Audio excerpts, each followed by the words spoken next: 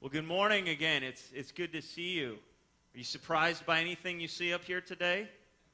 No, yeah. You guys, you figured it out by now. So good to be with you again.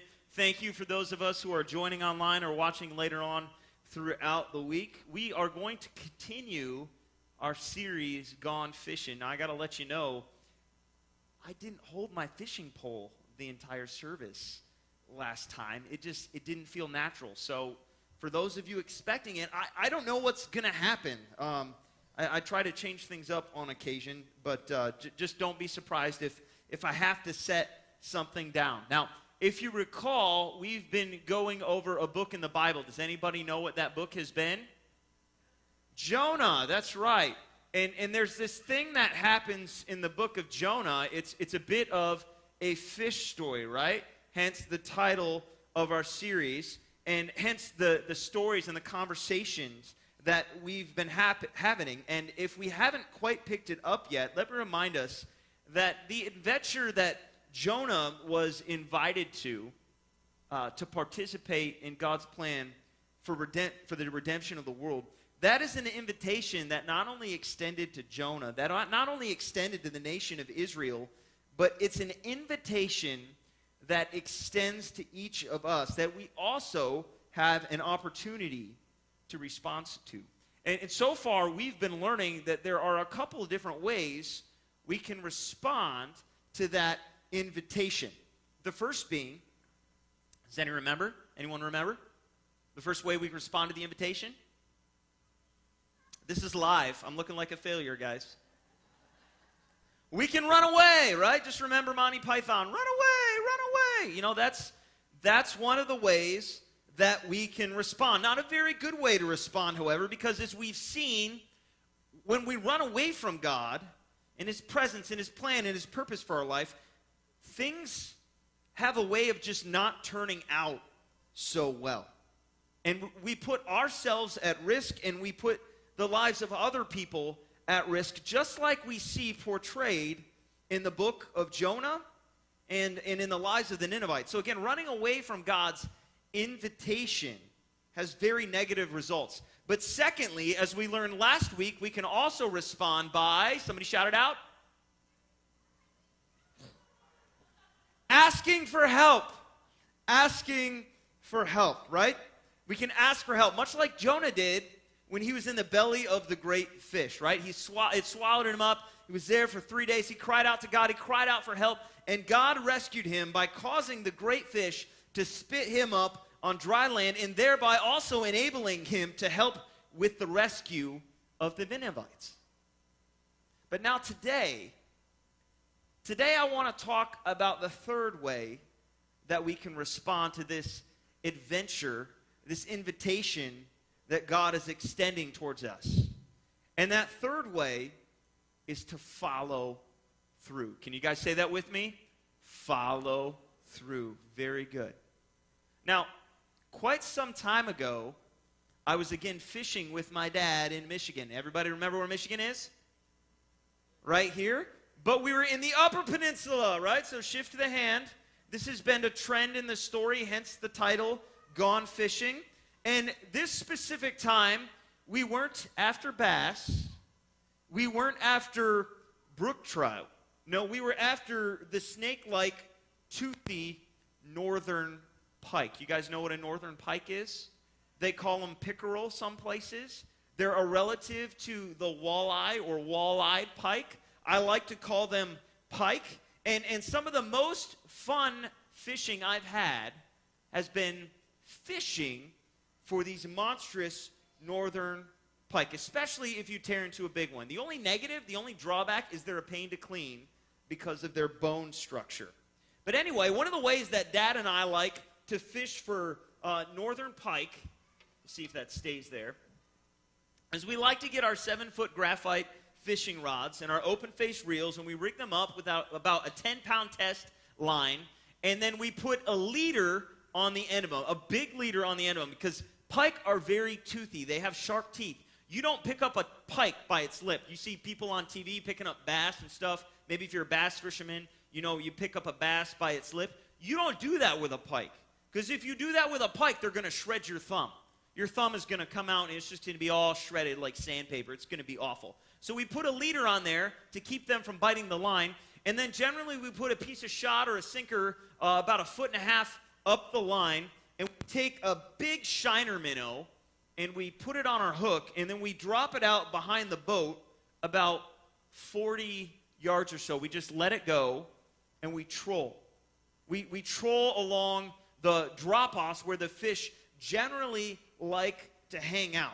And often we would do this very early in the morning when the fish were active. And on this specific trip that I'm telling you about today, we also took along my cousin who was visiting from Canada.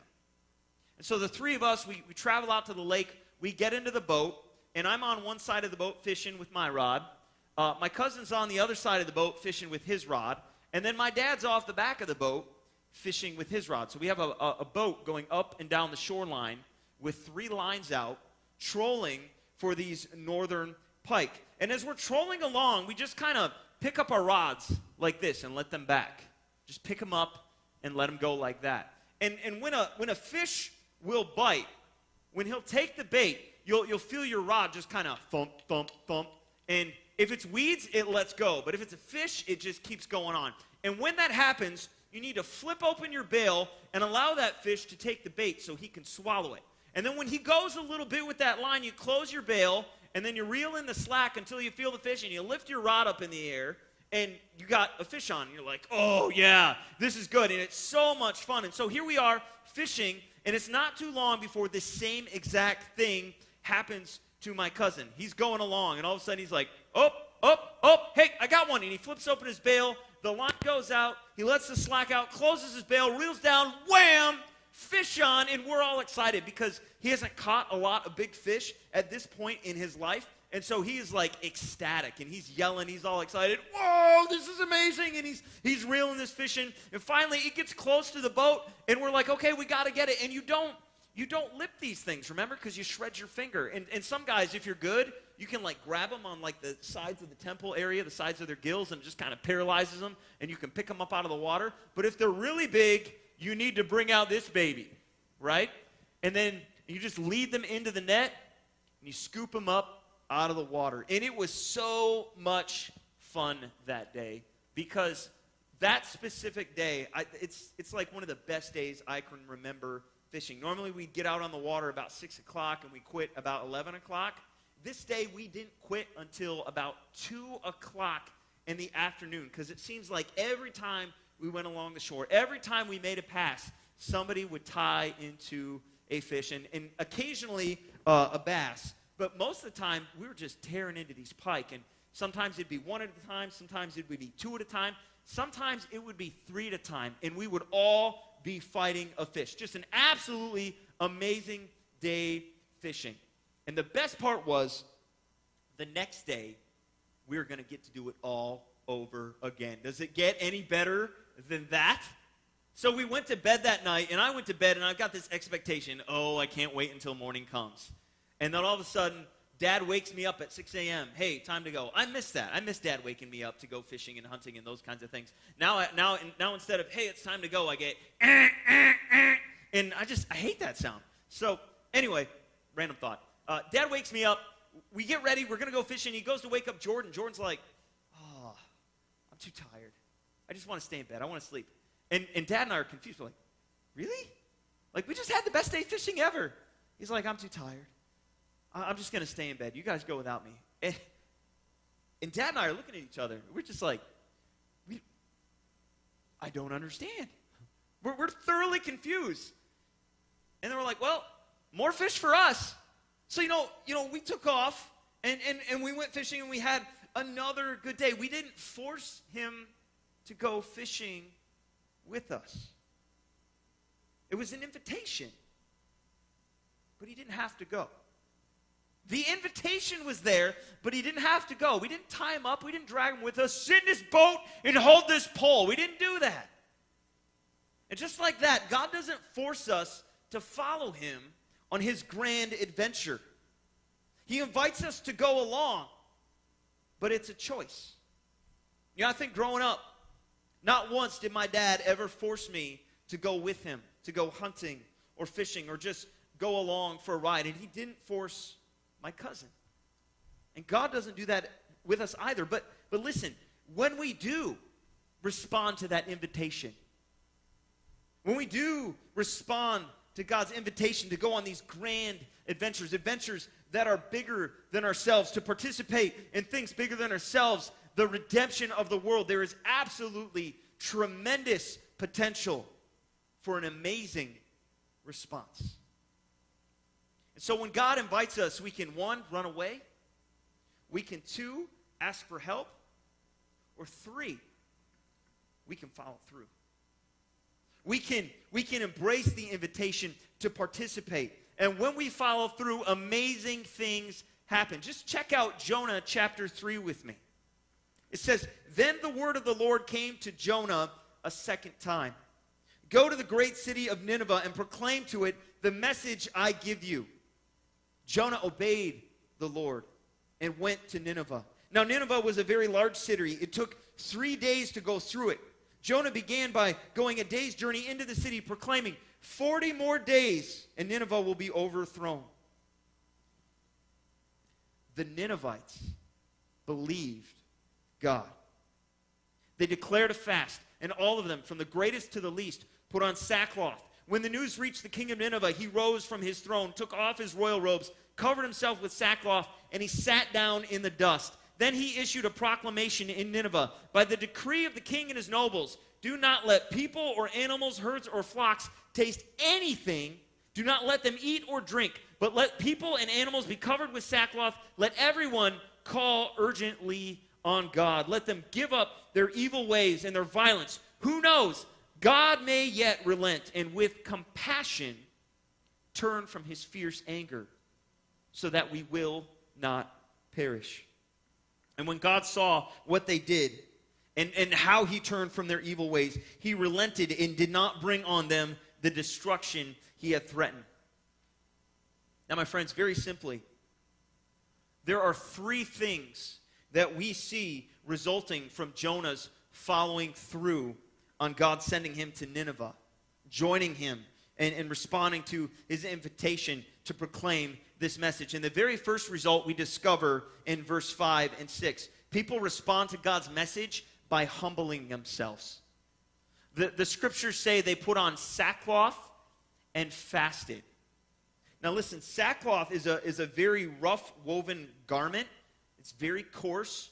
You don't go to Belk and be like, "Hey, I need some sackcloth today," all right? You don't do that. You don't get that there. Sackcloth was this garment worn by people that symbolized humility, symbolized grief, symbolized submission.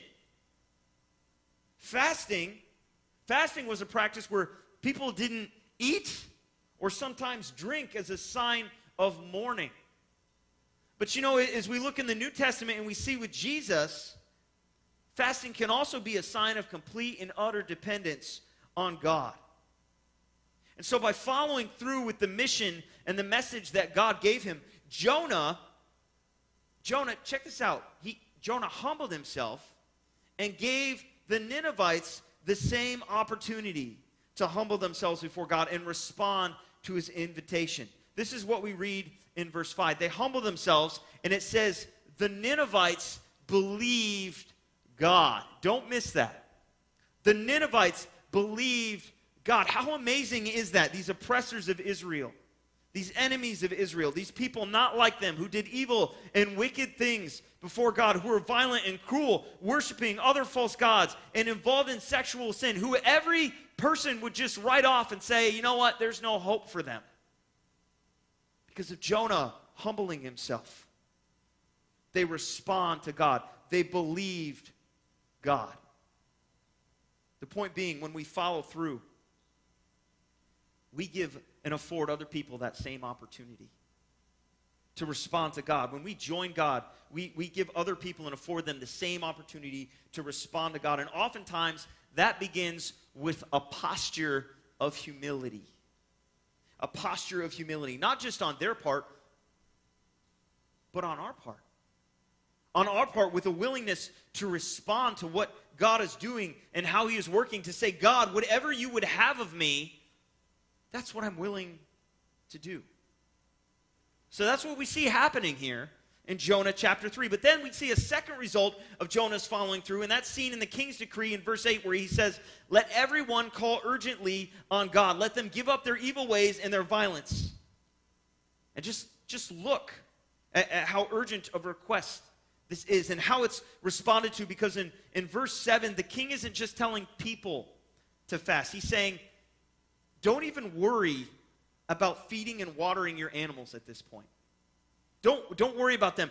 Let them fast too. Let them be covered in dust and sackcloth too. Don't worry about your livelihood. Don't worry about your riches, because right now our focus needs to be on turning away from how we've been doing life and learn to turn towards God. Learn to let all this go and do life right before Him. And such as we see in this case, my friends, when we follow through by participating in God's invitation to join in with the redemption of the world by humbling ourselves and saying, God, not what I want, but what you want. When we do that, the same result occurs. We afford people the opportunity to turn from doing life their way to pursuing life God's way. And when we move from doing life our way to doing life God's way, things that are wrong get made right. Things that are wrong get made right. We turn from evil ways and learn to do good. I was thinking about it this week. It's as the Lord said to Cain, whose face was downcast before him in Genesis 4:6. He says to Cain, Cain, why are you so angry? Why are you so downcast? Why is your face downcast? If you do what is right, will you not be accepted? I don't know if you've been watching the news or reading the newspaper or listening to the radio or maybe just observing. I don't think it takes a genius to look around us in the world right now to see that things are not right. To see that people around us are being abused and mistreated. To see that the same hate and violence that was so prevalent in the Assyrian culture, of which Nineveh was the capital, right here is with us in our present world, our present circumstance today. Look at all the violence that's happening around us. Look at all the injustice that's happening around us in our community, in the world. And I just think to myself, as a follower of Jesus, as a Christian, as a member of His family, this unique body called the church, how am I responding to that? What am I doing about that? Because in the text we're reading, the people respond. Jonah responds. And then when they respond to what God is doing, when they join with Him in that, things become different. Things change. And my friends, when there's so much going on around in the world that isn't right, the temptation, at least for me, is just to ignore it. And pretend that things are okay. Pretend it's not really real. Pretend it's not happening. When in reality, I need to check myself. And I need to say, wait a minute, do I want what God wants? Do I want what He wants? Because if I really want what He wants, it's going to involve me humbling myself. It's going to involve me allowing myself to be uncomfortable to the point where I'm willing to follow through. To the point where I'm willing to go and struggle a little bit and be uncomfortable a little bit so I can share the hope of Jesus with individuals so that things can be made right. As author-speaker Dr. Tony Evans puts it, think about this, church. He says, when the church fails to act in concert with God's prescribed agenda, then God often chooses to postpone His active involvement until His people are prepared to respond. Just think about that. I wonder what would have happened if Jonah didn't respond to God's invitation, if he didn't act. What would have been the result of Nineveh? What would have occurred with the people of Nineveh? Would they have been given a chance to respond? Would they have given a chance to humble themselves and do right before God? I don't know. But I'm glad Jonah responded the way he did. And I'm glad the Ninevites responded the way they did, because finally, as we look at verse 10 of this chapter, we see that when God saw what they did and how they turned from their evil ways, he relented and did not bring on them the destruction he had threatened. And catch this, because, my friends, this is who God is. When we follow through, when we participate in the mission of Jesus, God has compassion. God has compassion. God has mercy. The city of Nineveh humbled themselves before God, and he relented from his judgment of them for 200 more years, thereby allowing them and affording them, the people of the city, multiple generations and opportunities to learn to do right and live right before him. And I read that and I think to myself, I think I could use a little bit more of God's compassion. I think I could use a little more of his compassion right now. I look at the world around us and I'm just like, could we use that? Could we use some compassion? Don't you feel like we could use a little more mercy, a little more compassion? Because if we do, I would feel like, man, we ought to follow through with what we're reading occurring in this story. The humbling of ourselves, to step aside in our own pursuits and instead pursue what God desires and invites us to respond to his invitation to join him in his plan. Because when we do, things are made right. Things are made right. And we afford people around us an even greater opportunity to respond and come to know the God who so desperately loves them, the God who created each of them in his own image to bear witness of his own glory and goodness. And if I could leave you with any challenge today, any challenge this morning, if I could leave those of you observing online with any challenge today, it would be this. Learn to be a person of compassion. Learn to be a person of compassion. Ask God to break your heart, to soften your heart for the people around you. To soften and break your heart for the very people who break his heart. And I'll promise you this. That compassion for people will lead you and lead us to action. Compassion leads to action.